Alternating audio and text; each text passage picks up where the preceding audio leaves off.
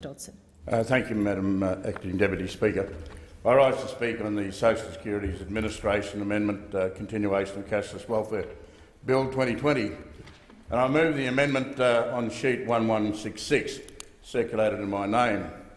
Labor opposes this bill, and its opposition is not based on ideology, the sort of warped ideology which drives this government. No, our opposition is based on evidence. And the overwhelming evidence is that the cashless welfare card and income management generally does not work. Yet in the face of that evidence, the government remains determined to pursue the cashless debit card because it's determined to punish the poor and the marginalised in society. This is get back. Get back to where you belong. This is get back to them. This is not snap back or come back. It's get back to where you belong because you have no value, have no worth in our society. That's the message it sends. The government is even refusing to release the University of Adelaide report, which has examined the card's viability in the goldfields regions in my home state of Western Australia.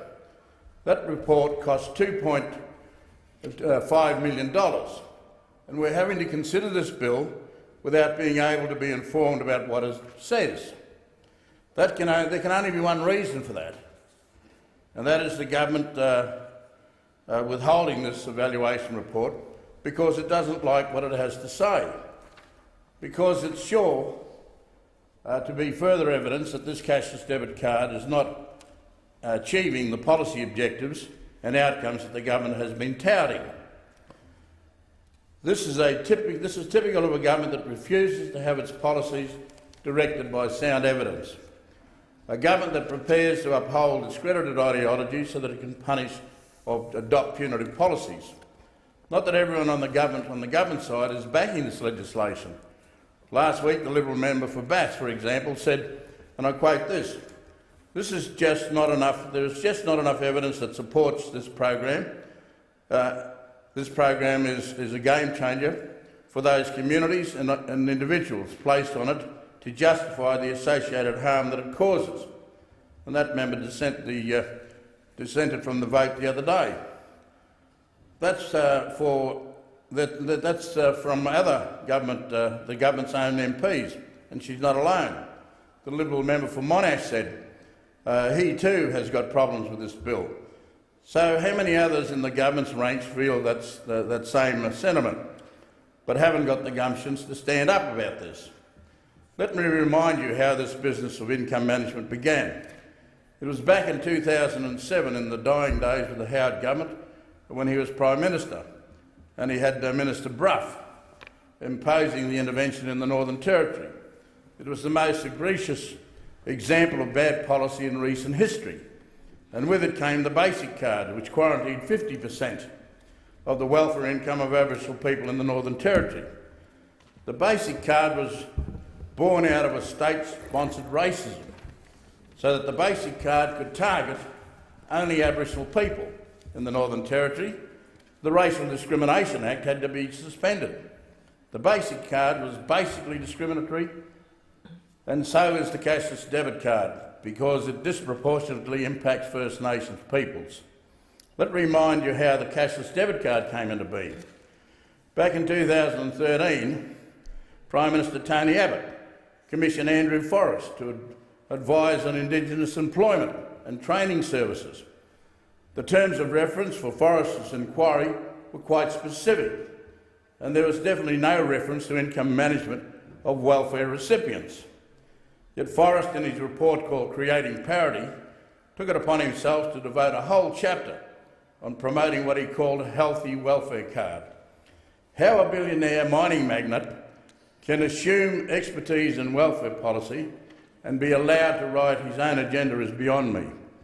And that a government can contract out fundamental social policy takes privatisation to a whole new dimension and a dangerous level. It's a perverse way for a government to do business, deputising a privileged rich lister to design a program that limits the rights of the poor people, poor and First Nations people in particular, to manage their own affairs. Back in February, When the Prime Minister announced his new Closing the Gaps target, he said, and I quote, "To rob a person of their right to take responsibility for themselves, to strip them of responsibility and capability to direct their own futures, to make them dependent, that is to deny them their liberty, and slowly that person will wither before your eyes." The Prime Minister went on to say, "We must restore the right to take responsibility, the right to make decisions, the right to step up." Well, the Prime Minister and his government are doing exactly the opposite. The government has now pressed the get back button with this legislation. Where's the principle that's meant to be underwriting the Closing the Gap agreement between the government and the coalition of First Nation peak organisations, an agreement announced with such fanfare only a few months ago? This bill flies in the face of the flowery rhetoric that followed when the National Agreement on Closing the Gap was signed back in July. The National Agreement was meant to signal a turning point in the relationship between Aboriginal and Torres Strait Islander peoples and the government. It was meant to be based on shared decision-making on policies and programs that impacted the lives of First Nations peoples. In the past, Labor has been prepared to support income management under certain circumstances, but now we're opposing the permanent imposition of the cashless debit card because of the evidence it isn't working, and there's no choice for people. Let me remind you of the National Independent Study into the expansion of income management, which was published in February.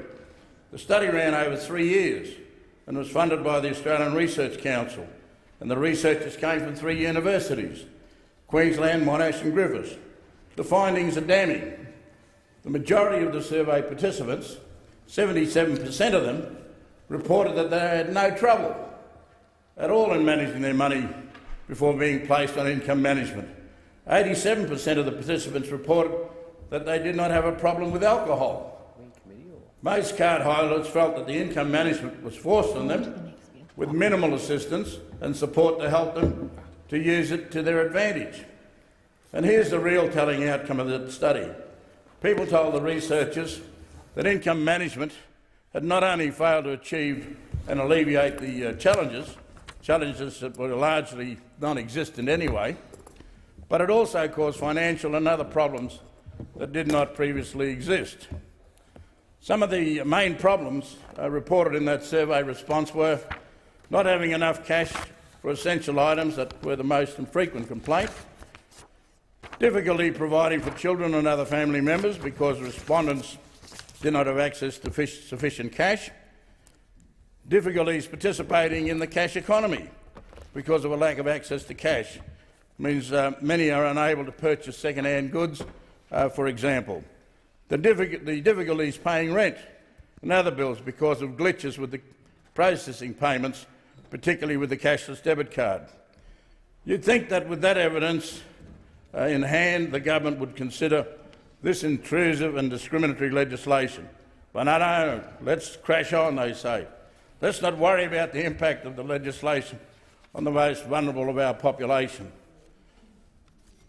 We've got a restless support base to appease, a support base which doggedly wants to punish the poor.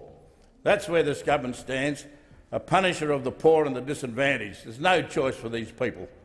The evidence against income management is even more distressing when it measures the socio-emotional impacts.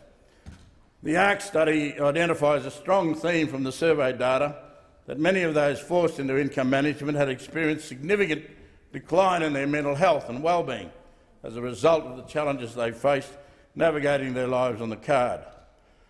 Whether the survey interview were conducted at Playford or Shepparton or Ceduna or Bundaberg or Harvey Bay, the sense of shame and stigma was a constant point of discussion.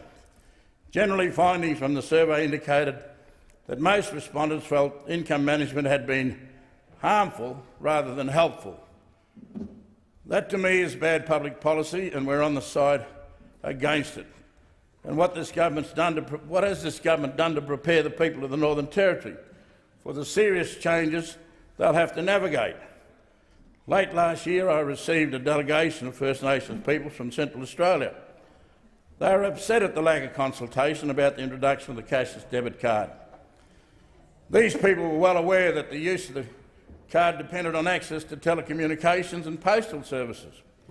But in many remote communities in the Northern Territory, those fundamental services that we all take for granted here are simply not available. No matter how often the government might assert that there been widespread consultation about the imposition of the cashless debit card, the people who sat down in my office that day and whom I see on the streets of Broome every second day of the week, if not every day of the week, as a consequence of these policies, left my office with a very different story. Those 25,000 or so people in the Northern Territory who are on the basic cards, more than 80% of them are Aboriginal people, are to be moved arbitrarily onto the cashless debit card. There's no choice for these people.